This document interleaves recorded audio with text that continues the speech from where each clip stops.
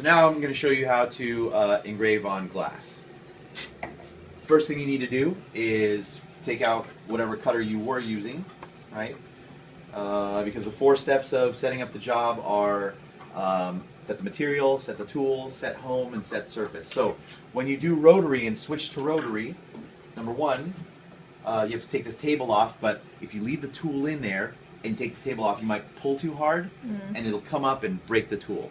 So always take the tool out first whenever you're messing with that. I'm going to take this this vacuum nose cone off. Okay. I manually loosen the vise about like half a turn. That should give me enough to remove this. So it's pinned right here, and those pins match these dowel pins here. So I take the table off and I set it off to the side. Okay, now I have my vise. I need to, the left end, this end right here, is always the top of the design. So if I fixtured it this way, the top, it would still be like this and you'd engrave upside down. So you need to keep that in mind when you're engraving in glass, right? The top is always on the left. Where this will matter is if the glass is, you know, skinny at the top like a wine glass, or trumpet. Yeah, trumpet, right? So either a martini glass. Well, martini is too much of an angle to. No, we have a pair over there. Yeah, trumpet glass, yeah. Or right, or a beer glass, right? Just a you know, beer mug. Okay. So we're gonna set the material. You need a cone that will fit the size opening that you have here, and then you'll need the flat end. So the flat end is the bottom. There is a way to open the jaws up quickly. I want to keep it very simple for you to get started with. I'm going to put both parts of the fixture in, and I'll just crank this open so that I can fit the glass in. Okay. Now here is what I want to make sure I fixture in. So once I got it in, the top part should self-center, right? Because it's a cone. But when I tighten the base in, there are circles inscribed into the plastic, and you want to make sure that you're centered well in that plastic. It doesn't need to be perfect, but you don't want to be off. So I have them, and then I want to tighten it, and then I want to sort of give it. Once it's tight, I want to give it about an 1/8 to a 1/4 turn.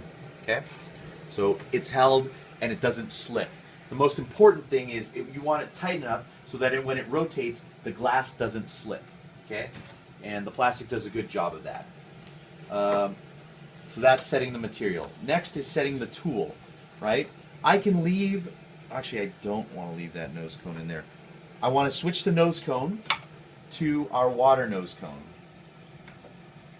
Yeah, to our so water that high nose volume nose cone would have to come off too. It's not for this either. Yes, correct. So I would take this plastic nose cone off, and then I want the water nose cone. Most people will look at this and say, what's the difference? Well, there's holes in the plastic nose cone, and the opening is different. So this smaller nose cone has no openings, so that when the water comes through, right, it doesn't leak out the sides, it comes out the bottom where you need it. Okay? So I'm going to go ahead and thread this nose cone on. So whether we're doing flat glass engraving or round engraving, we have to switch to that cone? Yes. Okay. That is correct. So is flat glass engraving treated similar to the metal flat engraving? Yes, but you're rotating a diamond, so we'll have to talk about that separate. Okay, so I'm going to put this nose cone on, and you want to be very careful to thread this on evenly because it's plastic threads threading onto a metal screw. If you get it cross-threaded, you'll damage the plastic in here, right? Thread, and then you'll have to get a replacement. Okay, so that's nice and snug. And what I want to do also is plug in the water tube, because built into the bottom of the Max Pro, Do we need water? we will, is a lubrication system for the glass. Now, there's a pump, a submersible pump in here, and we'll fill that with distilled water. And then here is a level indicator. So come around the side. Oh yeah, to make sure it's not Right. overflowing or something. That's also how that's also how you clean this out. You'll turn it upside down, and then you'll have It'll right, drain that right, way. and it'll drain, right. In which you probably haven't drained this in a while, so it's probably really dirty water. Yeah. Oh, There's water in there still? Yeah, you can see when I turned it. Oh, I thought that was just. I No. didn't know it was actually pouring out Yep. of here. Yep. So let me get. Fantastic. So go ahead and pause that. So Go ahead. the level needs to be about an inch high in terms of being filled. Yeah, so properly. so the water, right, you want it to come up to about right here. And when we fill it and run it today, I can draw Oh, you know, a little the mark and little we'll mark know. there and fill it Perfect. to there. Go ahead, nurse. Just.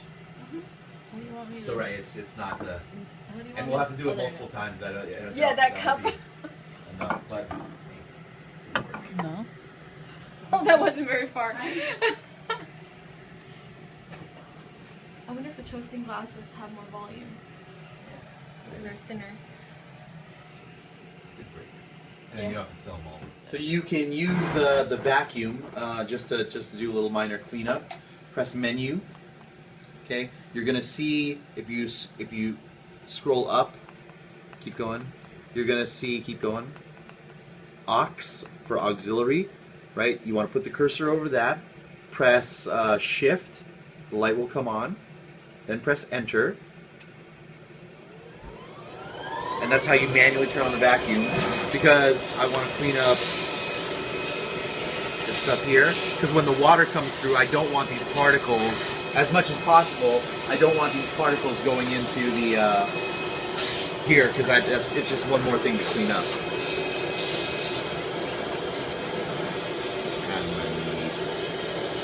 There we go. Okay, press enter again. No, press enter, and it will turn it off, and we're good. Okay. How do you get out of that screen? Exit. Okay, and now you're done.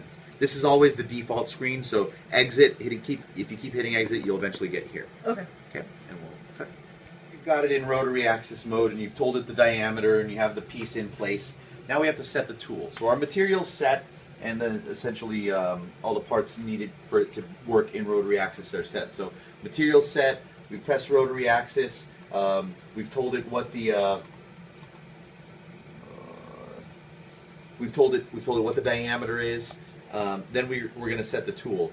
Now all you need for the tool is that you want this. Which tool do we use? Is it a different one? I'm sorry. Yeah, that's a good question. We're using a rotating diamond. You're going to specify rotating diamond because it'll see either say diamond or RD.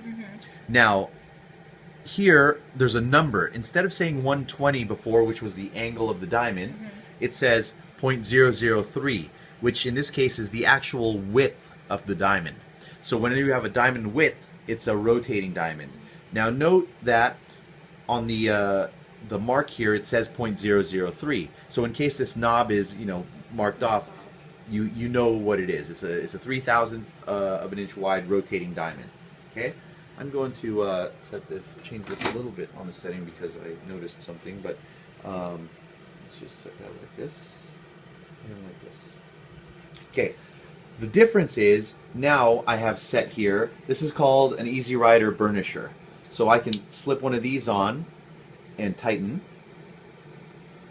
And what this allows for is a lighter pressure than this spring pressure. So you're going to use a lot lighter pressure, and we're going to do what's called a setting of the surface, right? We're going to manually set the surface. So that fourth step where we set the surface, we're no longer using the proximity sensor. We're going to set a manual surface, and we're going to use this knob right here as an indicator, right? As a pressure indicator.